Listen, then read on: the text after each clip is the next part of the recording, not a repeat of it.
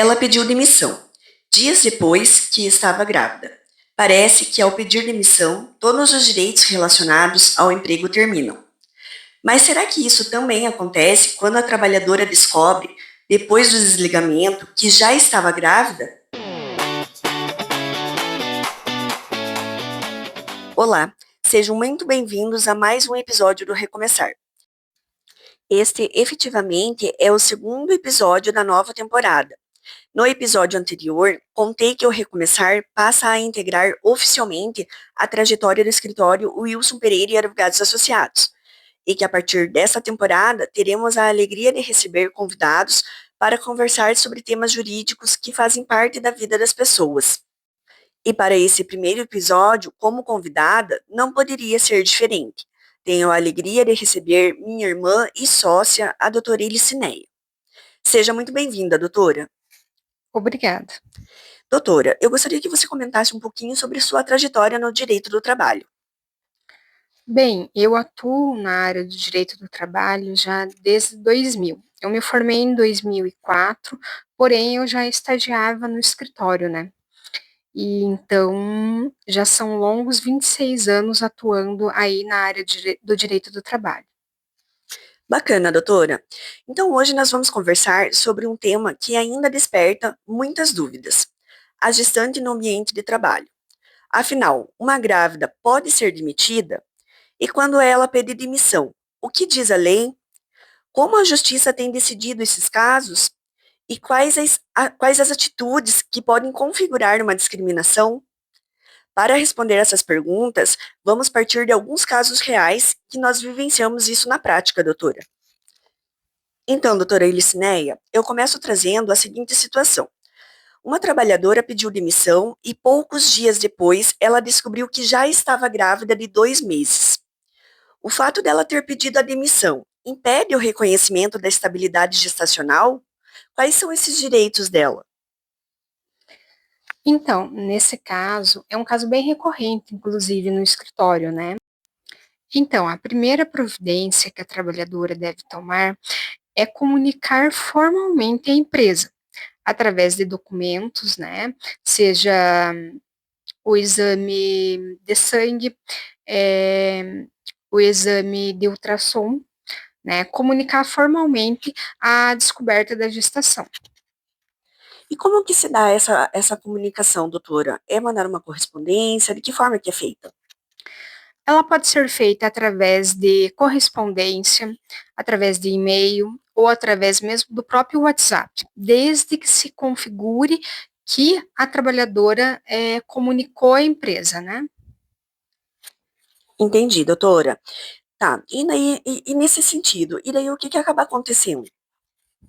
Nesse caso, a partir do momento que a empresa toma ciência de que a trabalhadora, no caso, havia pedido demissão, mas ela comunicou que estava grávida, né? O dever da empresa é comunicar a trabalhadora para que ela retorne à empresa. Caso não haja possibilidade de reintegrá-la, aí se passa a outra situação, o dever de indenizá-la. E essa garantia de estabilidade, ela está prevista na Constituição, né? Sim, está previsto na Constituição. A estabilidade, ela não existe como um privilégio à gestante, e sim, ela serve para proteger a maternidade, principalmente garantindo que a criança tenha segurança econômica durante toda a gestação, inclusive nos primeiros meses de vida. E qual é esse período de estabilidade? Então, a estabilidade se dá desde a confirmação da gravidez até 5 meses após o parto. Ok, doutora, e esse já é um entendimento consolidado pelo Tribunal Superior do Trabalho, né? Sim, exatamente. E uma vez comunicada à empresa, doutora, e a empresa não reintegrando essa trabalhadora, o que pode acontecer?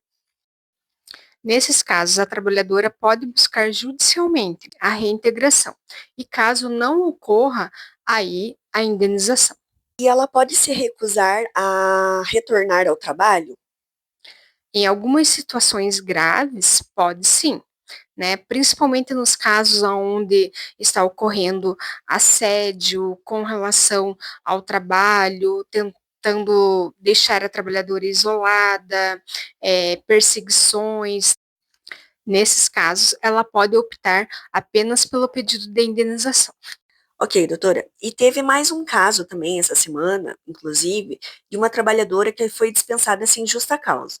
E depois dessa demissão, ela também descobriu que estava grávida e nos procurou. E nós estávamos justamente preparando a comunicação formal à empresa para informar da gravidez e buscar a reintegração dela. Quando, infelizmente, ela sofreu um aborto espontâneo. E aí surge uma dúvida, doutora, que muita gente teria. Ela perde todos os direitos porque a gestação foi interrompida? Não, ela não perde os direitos.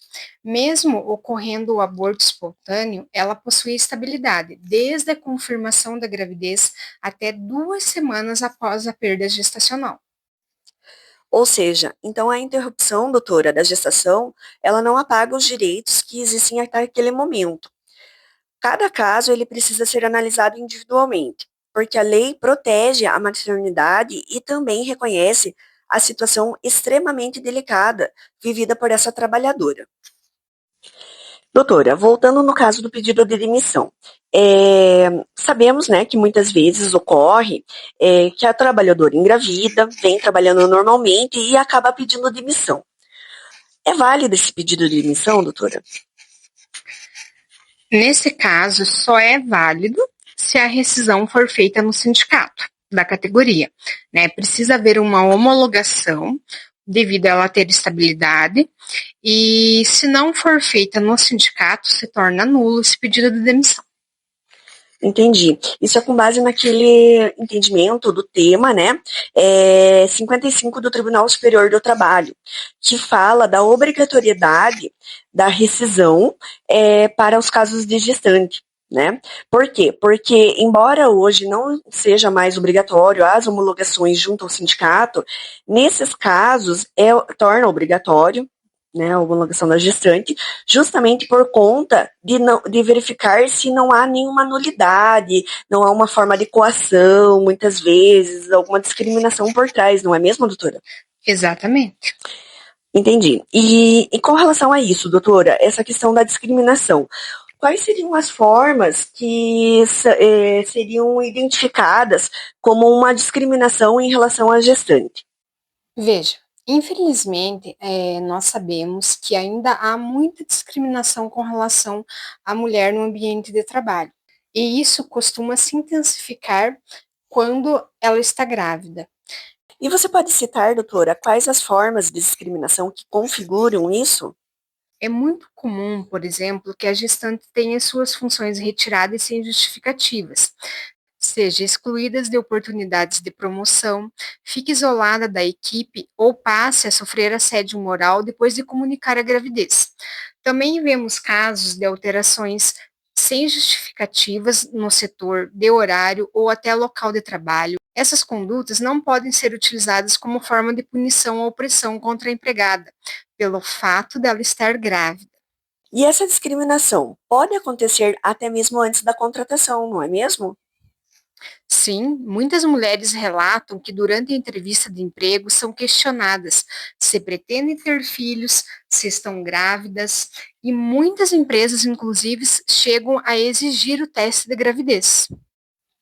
Exatamente. E a legislação brasileira, ela proíbe essas práticas discriminatórias na admissão e na manutenção da relação de emprego. Por isso, exigir teste de gravidez para contratar uma empregada ou utilizar a gravidez ou a intenção de engravidar como critério para não contratar alguém é uma conduta ilícita e pode gerar direito à indenização por danos morais, além de outras consequências legais para o empregador, inclusive a questão de identidade de gênero. Doutora Elicineia, e para encerrarmos agora, quais as orientações podemos deixar para a mulher que está grávida, pretende engravidar ou descobriu a gestação logo após ser demitida? Então, a primeira orientação é para que a trabalhadora não tome nenhuma decisão sem buscar informação. Se a gravidez for descoberta após a demissão, comunique à empresa o quanto antes, de preferência por escrito. como já havia mencionado, né, seja através de e-mail, WhatsApp, ou através de uma correspondência por telegrama, de qualquer forma, mas que tenha comprovação de que foi comunicado. Também é importante guardar toda a documentação relacionada ao caso, como exames, laudos médicos, ultrassonografia, atestado, a comunicação enviada à empresa, mensagens e documentos da rescisão do contrato de trabalho. E principalmente procure uma orientação jurídica antes de tomar qualquer decisão. A informação é a melhor forma de proteção. Conhecer os seus direitos permite agir no momento certo e evita que uma situação jurídica tão delicada seja agravada pela falta de orientação. Esse é exatamente o propósito do Recomeçar: levar informação jurídica de forma clara, humana e acessível, para que as pessoas possam enfrentar seus desafios com mais segurança. Ficamos por aqui, doutora Elisneia. Eu agradeço a sua participação hoje. Foi um prazer, como sócia, como irmã, em dividir mais uma vez mais um espaço de trabalho. E eu é quem agradeço. É uma honra estar aqui com você, dividindo um pouquinho mais de conhecimento, né? Obrigada. Até o próximo episódio.